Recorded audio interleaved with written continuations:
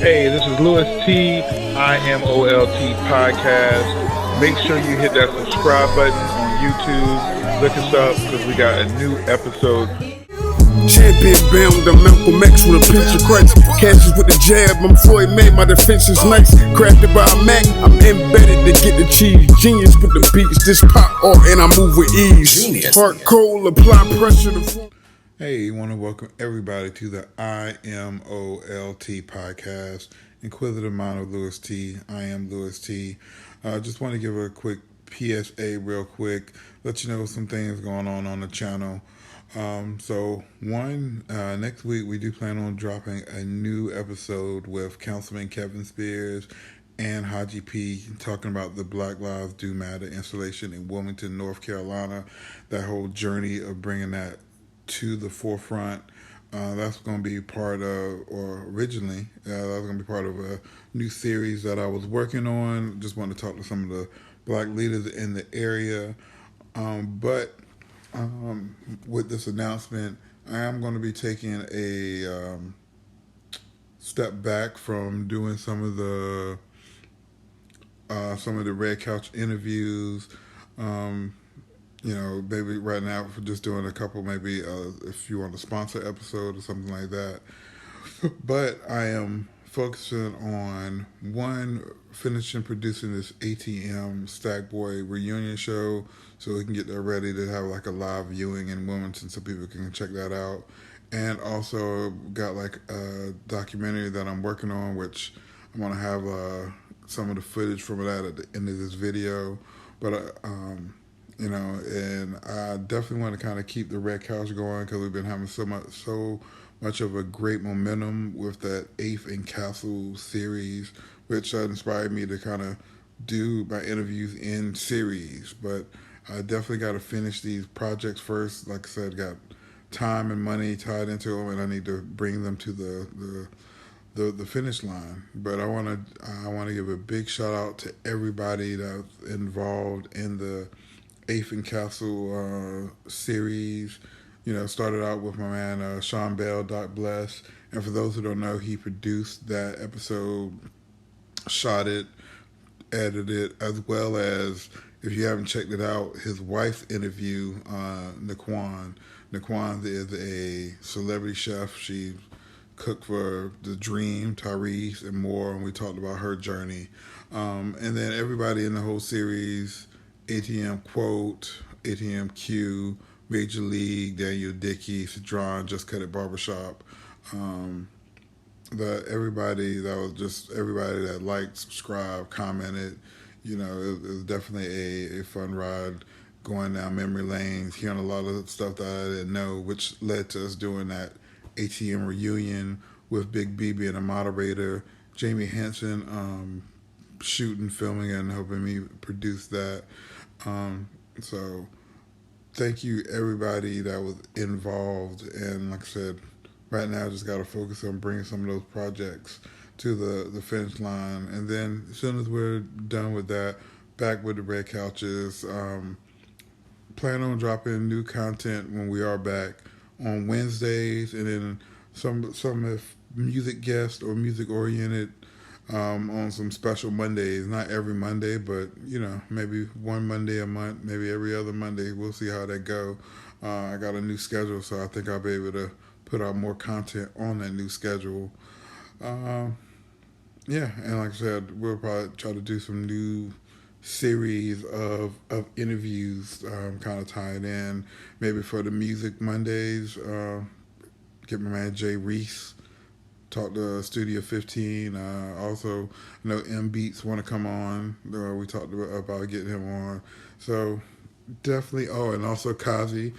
He just dropped a new album that is available now that you can stream. So look up 4 Letters, Kazi, and a few other people. And just talk about music, go down that memory lanes, and good old days, and what people got going on now. Just wanted to give that. We did drop an episode that we shot over the summer with Support the Port, talk about Kanye West. we kind of delayed it because in between us filming it and editing it, Kanye kind of had a little bit of a meltdown in South Carolina, so it didn't really have the best look. Saying that we supported, or at least supporting him at that time, but check out his Joe Rogan interview, much more lucid and on that. So put that out. It seemed fitting on election day. Hope everybody went out and voted. And yeah, check that out. Next week we do got the Councilman Spears and Greyson, aka Haji P, Red Couch, and as like I said, that's probably gonna be a two-parter. So next 2 Wednesdays, look for that. After that, the content may be a little slow or might not be there, but don't fear, we will be back. And that should just give us time to kind of finish up some of these projects.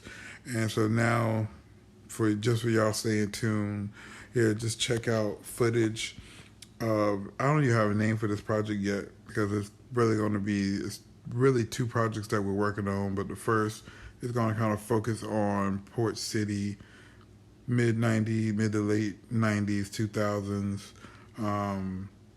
And yeah, shout out to my man Jay who filmed this. Shout out to Red who just got me linked in. Nakia. I keep saying people nicknames. I don't know. So anyway, I'm not gonna talk y'all to death. I think I already did that. Check out this little teaser trailer, just kind of a portion of what I'm working on, and hopefully throughout this, if I did this right, you would see some of the clips from the ATM reunion. More information for that to be announced. Make sure you're following us on all the platforms. And rather right now, still going to keep doing our Versus podcast. I don't know, people might not even know that we're doing a Versus podcast. It's just on wherever you consume podcasts at, like Spotify, Apple, all major outlets. And you just type in Versus as me, Scotty, Mr. Evo, Shakia, just kind of different combinations of us, and we do mock versus battles. We do breakdowns on the battles. We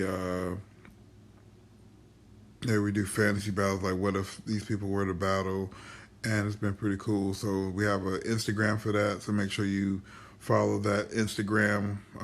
Make sure you follow the IMOLT podcast Instagram for updates on different people. Make sure you hit subscribe for some reason if you haven't subscribed already. Thank you for all the subscribers that came in so far, over 130 subscribers to date. And for this project, you can also have the Instagram. It's called Hip Hop Rides. So follow Hip Hop Rides.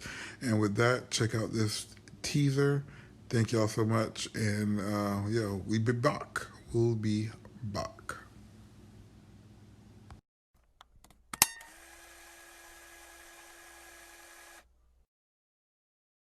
Without going crazy, there was a season where the MPV was crazy. Like that was a nice vehicle, you know what I mean? And it was like a family vehicle, but it wasn't, you know. The old Castle Street was jumping, and everybody was out there. And you just would see them, everybody pulling up with their MPVs, and it was just back then. Everything was love, and it was an MPV thing back then. MPVs? Oh man, I remember back in the day. I can't remember his name. He had the yellow one around here. Yeah, that shit was fire. Shouts out to my man Slick Rod. Had the MP and Big Rod. And Slick Big Rod had Rod the white one, and Big Rod had the yellow one. Right, Big Rod had the Keith Rose. Shouts to Chef Keith Rose had one. Yeah, he had one. They was really on it. You know what I'm saying? MPV was purchased. I purchased my grandfather put a down payment for me for a graduation present in May 1995 from University Mazda. Yeah, I got the MPV in like 1996. I got that. That's the year I got that MPV. I got my MPV in 1997. I think one of the influences for me purchasing that Mazda MPV was just kind of at that time, the culture. And it was the hip hop culture was real strong. The minivan or the MPV was just real hot in New York. And New York was the hottest mecca for hip hop ever, you know what I mean? So It was a hip hop thing. It was a street thing, and if you was in tune, you had a nice MPV. Yeah. Wu-Tang, the Wu. I think the Wu. Jumping out And then of- you pull out, and it's about 10 cats getting Jumping out the Yeah. MPV. Everybody can fit in the MPV. Leaving the side door open. Like, I mean, I heard about an MPV before I even knew what it was. Like, from a Wu-Tang song, you know. I didn't even know it was a Mazda, you know, at the time. But Raekwon, the chef from Wu-Tang Clan, they all was rapping about him, so it was just popular. I imagined it was something like amazing, you know. Now, you know, given Wu-Tang Clan, that was back then when everybody was driving those MPVs, and it was like Raekwon was like, he was rapping about it, and he was like, he used to be like, he would be like, I'm gonna get an MPV because Wu-Tang had one, or Boot Camp Click. Like, that was the wave for everybody down here. All of my favorite rappers at the time were in MPVs because it was counter to all of the other fancy vehicles rappers were driving. he said something like, rolling in them MPVs every week, we made 40 G's. I was like, yeah, I'd like to be rolling in MPVs, making 40 G's a week. Cream came out, that song Cream, and they said jumping out of MPVs every week we make 40 G's. It was just, you know, all she wrote after that. It was like, back then, it was like fun, like, and exciting because he was rapping about it, the car that you had, so that you was driving. So to have somebody rapping about it, it was like you kind of felt that. Like, you felt that, like, having an MPV, and still to this day, it's like when I hear the song and I hear it, I be like, I can relate to what he was Chef saying. here in Wilmington, multiple restaurants, grew up here, a lot of friends here, and of course, I'm an owner of an MPV, former owner.